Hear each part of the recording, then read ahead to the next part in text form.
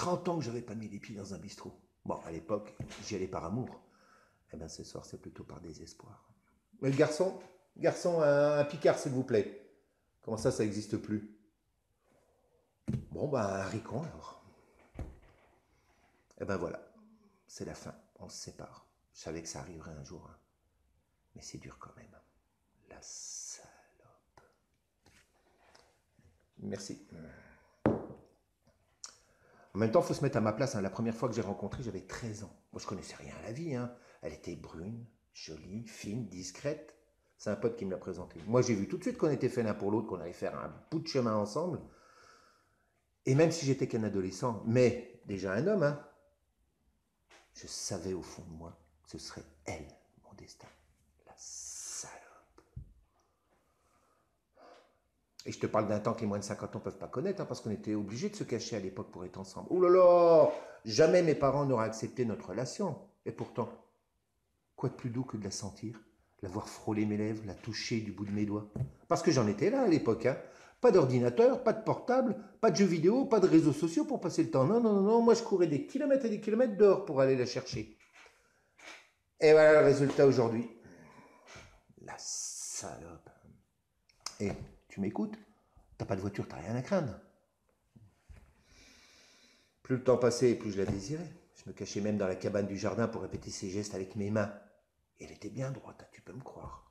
Oui, madame, c'était ça aussi l'amour, et j'en ai pas honte. Vers les 20 ans, j'ai découvert son vrai visage. Et puis le reste aussi, qu'est-ce que j'ai pu aimer la toucher, voir ses petits bouts arrondis s'échauffer. Faut dire qu'elle était bien roulée, la salope, hein, dans ses robes blanches avec ses colliers dorés. Quelquefois même, lorsqu'elle me semblait trop douce, je la déshabillais nerveusement. Là, pour la malaxer. Oui, la malaxer, le mot n'est pas trop dur. J'étais pas très doué. Et j'ai fourré ma semence personnelle afin de la dominer. Et elle disait rien, la bougresse. Elle savait déjà que sa force était dans le silence et dans le temps. La salope. Et monsieur, on ne doit jamais insulter une dame. Ah, mais vous avez entièrement raison, madame. On ne doit jamais insulter une dame. Je vois que vous êtes de bonne éducation, alors si vous le voulez bien, je finis ce que je suis en train de faire, et puis après on en discute ensemble devant un verre. Merci. La salope! Combien de fois on a fait la fiesta ensemble, toutes ces nuits de beuverie, où on rentrait main dans la main, à genoux, dans le caniveau. Même l'alcool ne me suffisait pas si elle n'était pas là. Je sais, l'abus d'alcool est dangereux pour la santé, à consommer même avec modération. En attendant, levez le coude. C'est le meilleur moyen que j'ai trouvé pour ne pas baisser les bras.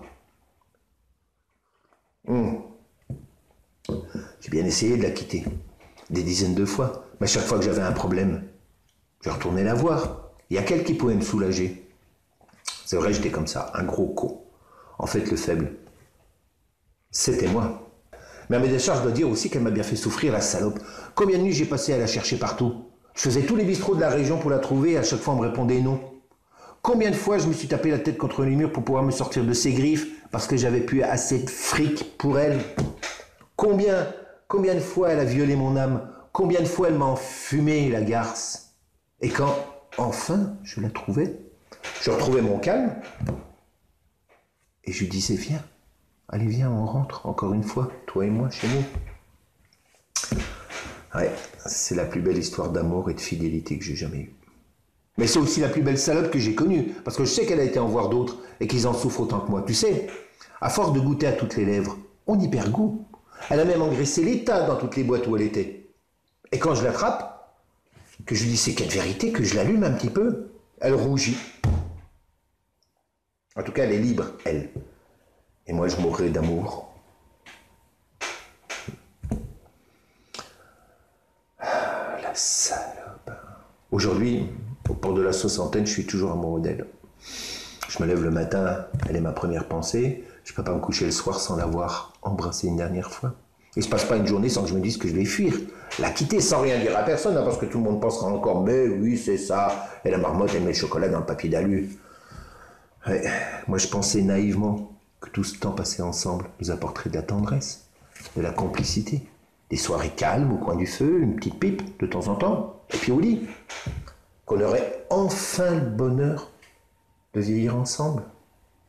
Mais pas du tout. Aujourd'hui, je suis obligé d'aller dehors à cause d'elle, comme si j'allais voir une pute. alors qu'elle est la plus connue de mes amours. Mes insomnies sont de plus en plus fréquentes. Je dois me relever à cause d'elle la nuit. Son odeur me tétanise dès que je la sens. Et malgré mes tremblements, eh ben, elle va encore jouer avec ma flamme. Alors on braise. Oui, c'est comme baiser, mais à feu doux. Mais pour ça, il faut descendre. Tu sais que j'étais dans le sang, que sans toi, je suis seul, triste et malheureux. Arrête de me faire du mal. Arrête de me torturer. Laisse-moi, laisse-moi, laisse-moi, laisse-moi. Excuse-moi, un moment d'égarement. Alors voilà, c'est décidé. Je ne reviendrai plus en arrière. Nos chemins s'arrêtent. Ici. C'est terminé. Putain de cigarette.